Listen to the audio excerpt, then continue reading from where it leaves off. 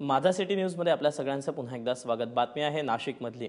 नाशिकमध्ये आपल्या घरात बंदिस्त असलेल्या भावा बहिणीची तब्बल 9 वर्षांनंतर सुटका झाली आहे। मनोरुग्ण असलेल्या श्रीराम पुराणिक आणि त्यांच्या बहिणीवर सध्या नाशिकच्या जिल्हा रुग्णालयात उपचार सुरू आहेत।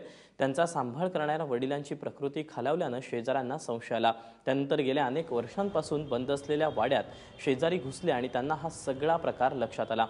अंधश्रद्धेपोटी घरात बंद असलेले श्रीराम पुराणिक हे एका नामांकित कंपनीत इंजिनियर होते, पण त्यांच्या मानसिक संतुलन बिघडल्याने गेली 9 वर्ष ते बंदिवासात होते।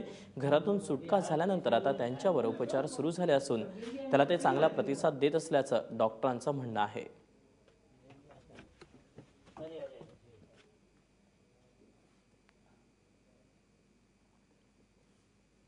खूप अस्वस्थ होता, रागीट होता, चिडचिड करत होता।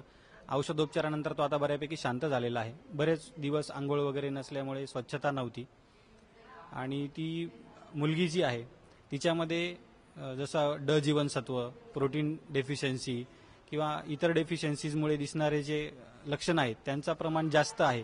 मानसिकदृष्ट्या ती आज घाबरलेली आहे, अस्वस्थ आहे। थोडी लक्षणं असली तरी ती लवकर बरे होण्याचे चान्सेस खूप जास्त आहे। काही दिवस झाले मी सगळं त्याला पाहिलंच नाही। असं म्हटलं हा मनुष्य बाहेर का नाही निघाला, दरवाजा बंदच राहतो नेहमी।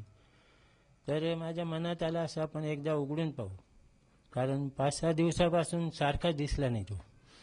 तर मी दाराला लोटला तर पाहिलं तो इथे रस्त्यावर निश्चित पडला होता। असं हालचाल नाही, काही नाही। आवाज मारला तर नुसतं हूं म्हणून आवाज केला। तर शंका आली थोडी। मग मी या सगळ्यांना गल्लीतून बोलून आणलं पोरांना।